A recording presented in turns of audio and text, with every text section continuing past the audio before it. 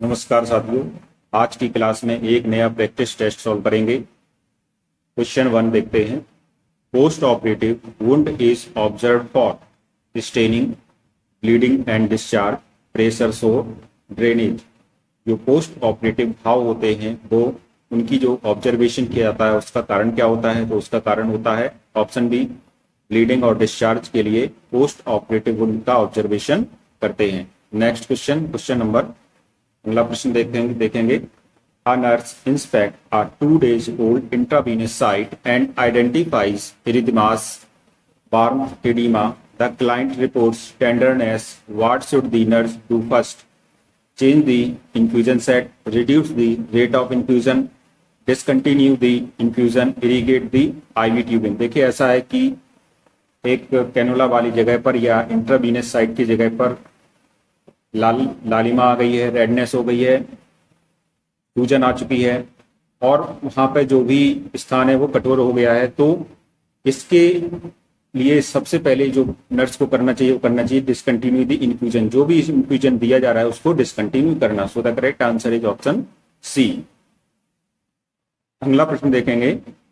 A child is to receive 60 mg phenytoin. The medication is available as an oral suspension that contains 150 mg per ml. How many millimeters should the nurse administer? तो यहाँ पर इस question में ऐसा दिया गया है कि एक बच्चे को 60 mg फेनिटोइन की खुराक देनी है, लेकिन यह लिक्विड सस्पेंशन में उपस्थित है क्योंकि 150 mg पर ml है, तो उसको कितना ml देने पर ये 60 mg की डोज फेनिटोइन की पहुंच जाएगी। तो देखिए जो भी डोज देनी होती है उसको ऊपर लिख लिया और कितना अवेलेबल है 150 mg पर ml अवेलेबल है, तो इसका इसमें डिवाइड करेंगे तो आएगा 0.4। इस प्रकार से हमारा आंसर आ जाएगा 0.4 ml। Correct answer is option A. Next question. A young lady presents with repeated episodes of exercise and eating followed by purging by use of laxatives, which is the diagnosis? Schizophrenia, bulimia nervosa, hyperphagia, mania. ऐसा है कि एक young lady है जो कि बार बार exercise करती है और खाना खाती है, लेकिन खाने के बाद वो क्या करती है, लैक्सेटिव का प्रयोग करके जो भी खाना है जो उसने खाया है उसको बाहर निकालने की कोशिश करती है। तो इस कंडीशन में जो ये प्रॉब्लम है ये एक मेंटल डिसऑर्डर में आ जाता है जिसको हम लोग कहते हैं बुलिमिया नर्वोसा। तो बुलिमिया नर्वोसा एक ऐसी बीमारी है जिसमें वजन ना बढ़े, यानी कि वजन बढ़ने के डर से लोग खाते तो हैं लेकिन उल्टी के द्वारा उसको बाहर निकालते हैं या अपने स्टूल के द्वारा बाहर निकालते हैं। तो ये कंडीशन होती है bulimia nervosa. So the correct answer is option B. Next question. Treatment of choice in heat stroke. Heat stroke की जो ट्रीटमेंट ऑफ चॉइस है वो क्या है? Tepid water sponging, intravenous tramadol, ice cold water sponging, intravenous paracetamol. देखिए heat stroke की जो पहला ट्रीटमेंट होता है, प्राथमिक ट्रीटमेंट होता है, ये होता है टैपेड वाटर स्पॉन्जिंग। मीन्स हमें इस प्रकार के पानी से स्नान करना चाहिए जो कि हमारे शरीर के टेम्परेचर से कम हो।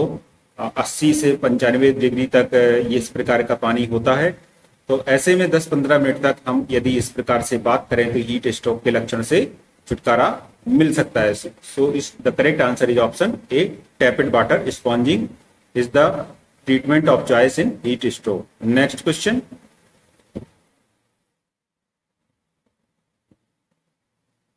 A client at 38 weeks gestation is admitted for induction of labor.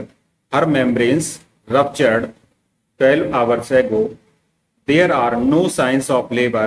Which medication does the nurse anticipate will be prescribed? Dinoproston, oxytocin, magnesium sulfate, estrogen। एक 38 सप्ताह की गेस्टेशन गर्भवती महिला है जिसको कि भर्ती किया गया है लेबर को इंड्यूस करने के लिए, प्रसव कराने के लिए। तो उस महिला की जो भी मेम्ब्रेन्स है वो 12 घंटे पहले रप्चर हो चुकी है, उसमें कोई भी लक्षण नहीं है प्रसव के।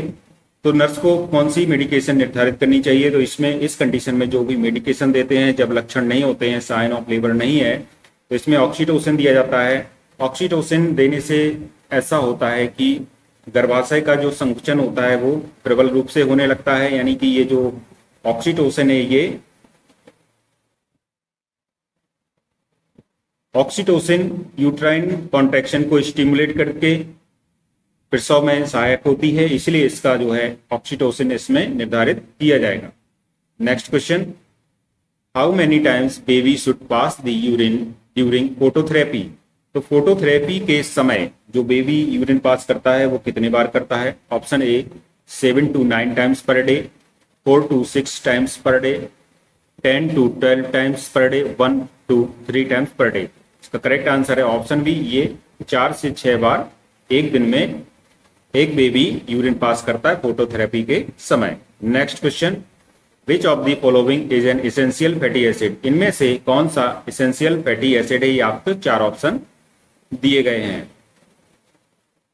Linoleic acid, lanolin, triglyceride, cholesterol. देखिए हमारे शरीर में 2 प्रकार के हम लोग जानते हैं कि यहाँ पर इसेंशियल अमीनो एसिड नहीं है, यहाँ पर इसेंशियल फैटी एसिड के बारे में पूछा गया है। तो इसेंशियल फैटी एसिड ऐसे फैटी एसिड होते हैं जिनको बाहर से लेना पड़ता है, ये हमारे शरीर में नहीं बनते हैं। तो इसमें जो भी इसेंशियल फैटी एसिड होगा ये होगा linoleic acid. Essential fatty acid ऐसे फैटी एसिड होते हैं जो शरीर द्वारा नहीं बन पाते हैं, बॉडी इनको नहीं बना पाती है, इनको हम लोगों को बाहर से ही फूड के द्वारा प्राप्त करना होता है। तो जो लिनोलेनिक एसिड है और लिनोलेइक एसिड है, अरेक्नोइड एसिड है, इस प्रकार के एसिड इसेंशियल फैटी एसिड की कैटेगरी में आते हैं, इसलिए इसका करेक्ट आंसर होगा option A linoleic acid.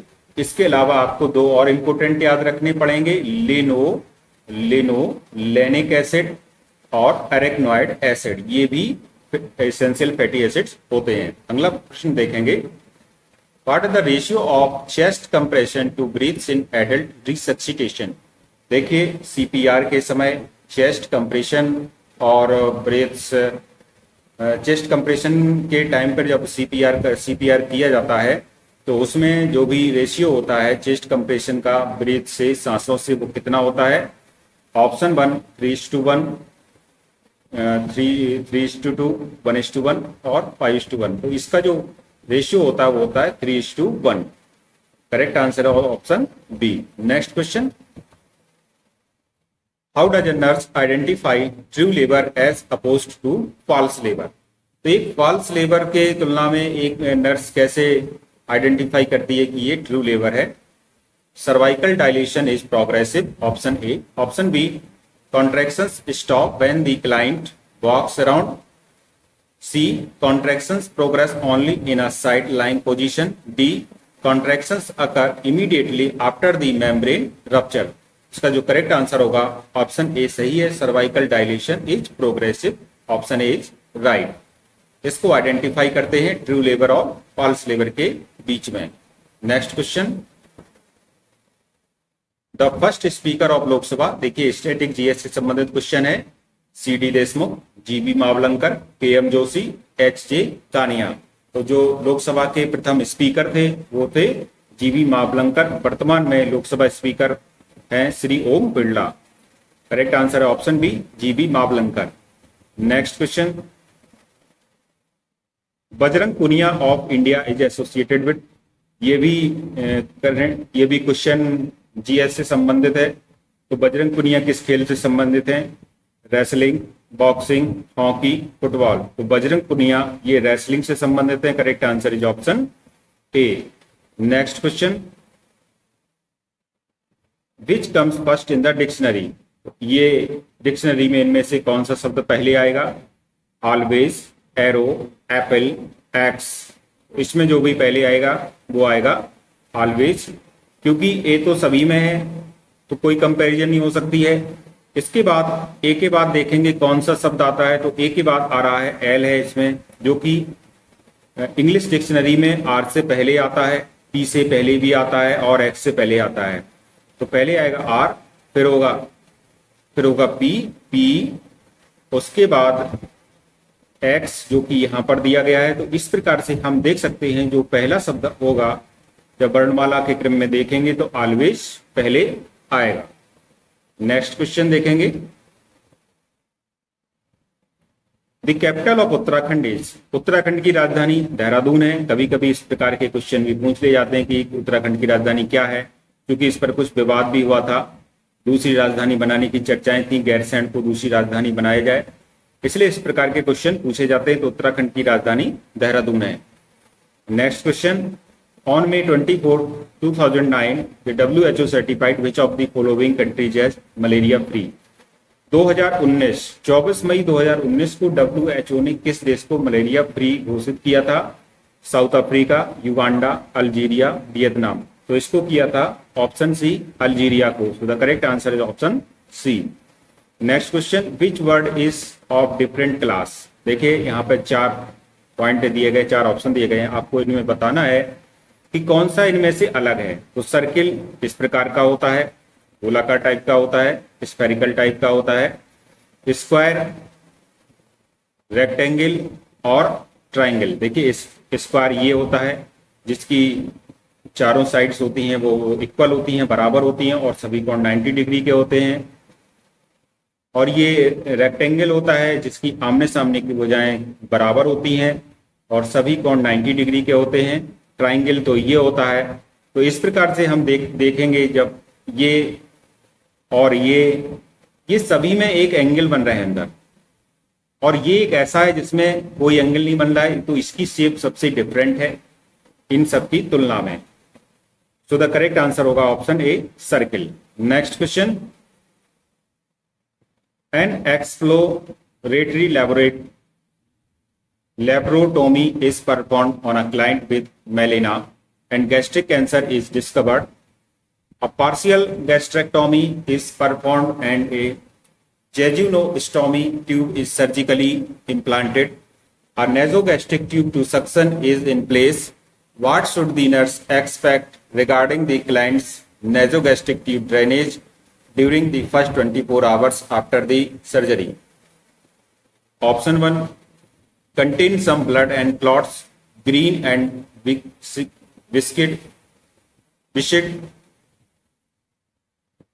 similar to coffee grounds in color and consistency, contain large amount of frank blood।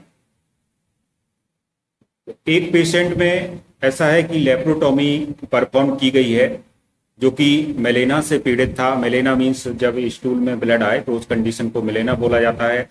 तो जब इस मेलेना से पीड़ित एक मरीज की लेप्रोटोमी की जाती है तो लेप्रोटोमी के बाद देखा क्या जाता है कि उसमें गैस्ट्रिक कैंसर डिटेक्ट हो गया है। अब ये गैस्ट्रिक कैंसर डिटेक्ट होने के बाद उसकी गैस्ट्रेक्टोमी की गई है और एक जेजुनोस्टोमी ट्यूब को सर्जरी द्वारा उसमें इम्प्लांट कर दिया गया है। ठीक है।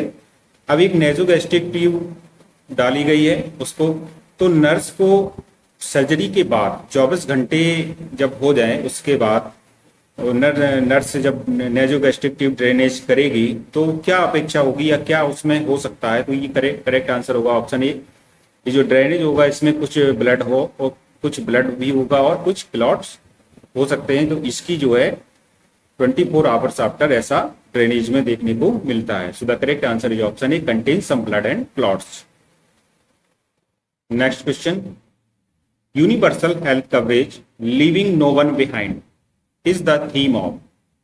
तो सभी के लिए स्वास्थ्य जिससे कि कोई भी पीछे न छूट पाए। तो ये किसका थीम है? आयुष्मान भारत, जननी सुरक्षा योजना, राष्ट्रीय बाल सुरक्षा कार्यक्रम, 72 सेशन ऑफ WHO। तो ये 72वां सेशन हुआ था जो WHO का, उसकी थीम थी universal health coverage leaving no one behind. Next question.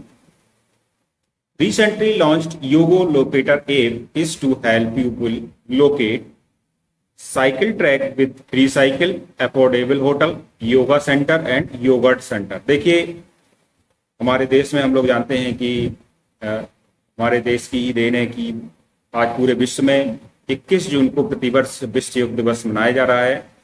और अभी हाल ही में कुछ महीनों पहले ही 10वां विश्व योग दिवस मनाया गया था जिसकी थीम थी स्वयं के लिए व समाज के लिए योग, yoga for self and society. तो इसमें एक योगो लोकेटर एक योग के संबंध में ये लॉन्च किया गया है। तो इसका काम होता है योगा सेंटर का पता लगाना, जिससे कि जो भी पीपल है वो पता कर सके कि कहाँ कहाँ योग सेंटर चल रहे हैं। So the correct answer is option C. Next question, in India Santosh trophy is associated with the following game. तो संतोष ट्रॉफी का संबंध किस खेल से है? Tennis, badminton, football, hockey. तो संतोष ट्रॉफी का संबंध होता है फुटबॉल से, इसलिए इसका करेक्ट आंसर होगा option C. Next question, Sasakawa award 2019 for disaster risk reduction was conferred to. देखिए इस प्रकार का ये करंट से संबंधित क्वेश्चन है, काफी पुराना क्वेश्चन है। तो ये सासाकावा अवार्ड होता है जो डिजास्टर, जो भी आपदाएं आती हैं उनको कम करने के लिए दिया जाता है। तो इसमें जो दिया गया था 2019 में, ये दिया गया था प्रमोद कुमार मिश्रा को। Next question, Tina who is 16 year old is 4 times as old as her brother, how old will she be when she is twice as old as she। देखिए ये मैथमेटिक्स से संबंधित क्वेश्चन आ गया है, तो इसको भी हम लोग देखेंगे अभी। इसमें 4 ऑप्शन दिए गए, 23, 42, 24 एंड 32। इसके सॉल्यूशन करना पड़ेगा, तो सॉल्व करके देखेंगे अभी हाल। इस क्वेश्चन को सॉल्व करने के लिए देखते हैं कि आज की स्थिति में जो टीना की आयु है वो 16, ठीक है, 16 वर्ष है। और उसके भाई की आयु है, चूंकि भाई उससे क्या है कि 4 गुना छोटा है, तो भाई की आयु हो गई 4 वर्ष। अब इसमें ऐसा है कि how old will C be when C is twice as old as he. तो कितने वर्ष की वह हो जाएगी जब वह अपने भाई से दुगनी होने पर वह कितने वर्ष की हो जाएगी, इसमें ऐसा लिखा हुआ है। तो मान लीजिए कि x वर्ष बाद वो she will be when C is twice as old as he. उससे दुगने होने पर, उसकी आयु से दुगने होने पर वह कितने साल में कितने वर्ष की हो जाएगी। तो इस कंडीशन को देखिए हम बड़ा ध्यान से जब सॉल्व करेंगे तो हम मान लेते हैं कि x साल बाद वो उससे जो है अपने भाई से क्या हो रही है, दुगनी हो जाएगी। x साल बाद जब वो दुगनी हो रही है तो इसी कंडीशन में देखते हैं तो x ईयर्स बाद तो 16 + x इज इक्वल टू इसकी एज तो कितनी हो जाएगी, ये टीना की एज हो जाएगी x ईयर बाद। अब इस कंडीशन में जो भाई की एज होगी वो भी इसकी बढ़ेगी, वो हो जाएगी 4 + x, क्योंकि आज की डेट में भाई की एज है 4 और टीना की एज है 16। तो चूंकि टीना की एज 16 है तो भाई उससे 4 गुना कम है, तो भाई की 4 वर्ष ही आ गई है। अब ये आ गई है भाई की। अब यहाँ पे क्या कह रहे हैं कि ये जो एज है टीना की, ये दुगना हो रहा है इसके एज से। यहाँ पे ये जो दिया गया है तो दुगना हो रहा है, तो इसको हम यहाँ पे लिखेंगे 16 + x is equal to 4 + x into 2।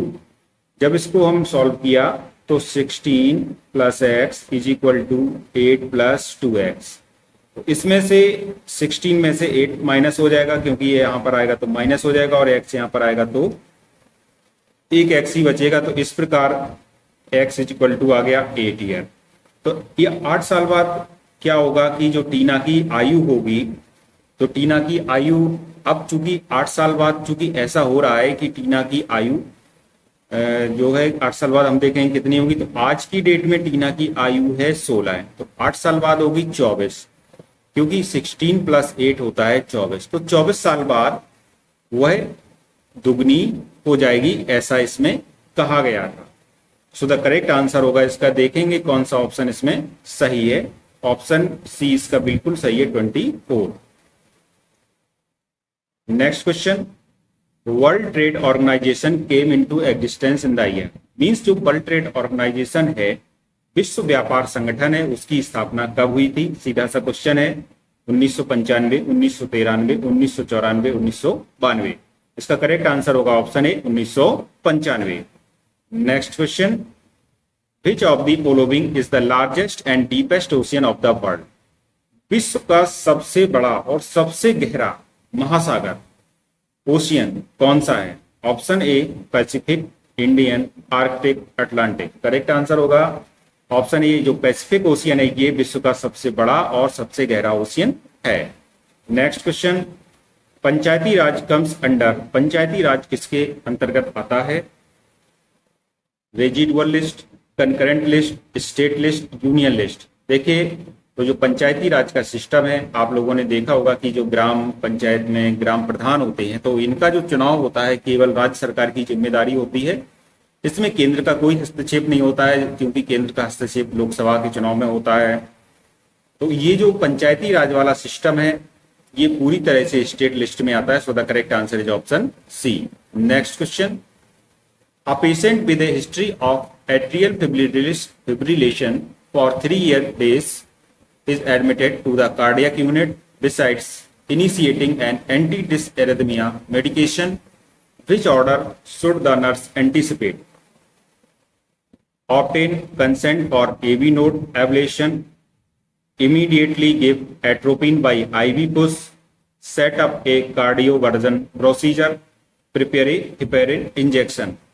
देखिए, एक ऐसा पेशेंट है जो कि एट्रियल फिब्रिलेशन, जिसको 3 दिन से एट्रियल फिब्रिलेशन हो रहा है, कार्डियक यूनिट में भर्ती किया गया है। बिसाइड इनिशिएटिंग ए एंटी डिसएरिथमिया मेडिकेशन, तो डिसएरिथमिक मेडिकेशन को शुरू करने से पहले, एंटी डिसएरिथमिक मेडिकेशन को शुरू करने से पहले नर्स को क्या एंटीसिपेट करना चाहिए? तो ये करेक्ट आंसर होगा prepare heparin infusion.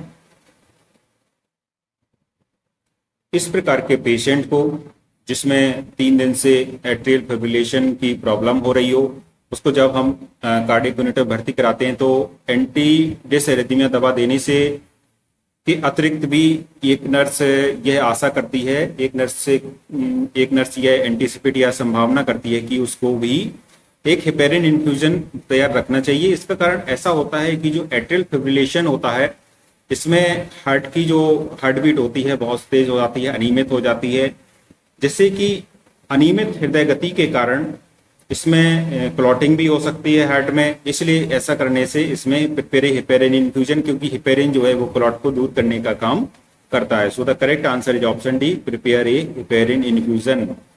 Next question, birth date of Florence Nightingale is 12 May 1820, 20 May 1820, 14 June 1820, 12 June 1820। जो फ्लोरेंस नाइटिंगेल का जन्म दिवस है 12 मई को मनाया जाता है और इनका जन्म हुआ था 12 मई 1820 को। Next question, a parent tells the nurse in the emergency department, my 3-year-old baby has had fever for several days and has been vomiting after instituting order measures to reduce the fever. What nursing action is most important? Measuring output hourly, monitor vital signs 6 hourly, restrict oral fluid, prevent severing। एक माता पिता जो है अपने बच्चे को जब emergency department में ले गए हैं, तो वो 3 साल का बच्चा है चूंकि, तो वो ये नर्स से बताती हैं कि मेरे बच्चे को कई दिन से बुखार आ रहा है और उसको उल्टी भी हो रही है। तो नर्स को जो सबसे इम्पोर्टेंट इसमें, चूंकि रिड्यूस फीवर कम करने के अलावा एक और मेजरिंग एक्शन होना चाहिए जो नर्स को लेना चाहिए, वो होगा प्रिवेंट सीवरिंग, कभी रोकनी चाहिए उस बच्चे की।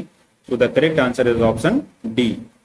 नेक्स्ट क्वेश्चन, इनमें ये भी एक करंट का क्वेश्चन है, इसको छोड़ते हैं। People who are born deaf are usually unable to talk. The most important reason for this is the ear and throat are connected. They cannot hear themselves speak. They are born that way. People learn to talk by hearing sounds and language. People who are born deaf, ऐसे व्यक्ति जो कि deaf means होता है जो सुन नहीं सकते हैं, तो उनमें देखा जाता है कि वो बोल भी नहीं पा रहे हैं, मतलब सुनना और बोलना उनका दोनों बंद हो गया है, गूंगे और बहरे इनको कहते हैं।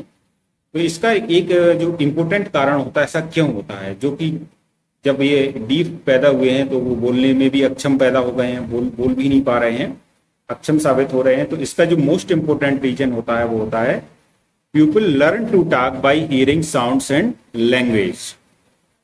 तो इसमें ऐसा होता है कि जो लोग होते हैं वो ध्वनि और भाषा सीख करके बात करना सीखते हैं। तो चूंकि इसमें तो उसको सुनाई ही नहीं दे रहा है, तो इसलिए वो उसकी जो भी बात करने की क्षमता है वो भी खत्म हो जाती है, क्योंकि जो भी सीखने का सिस्टम होता है वो साउंड से या भाषा से सीखा जाता है।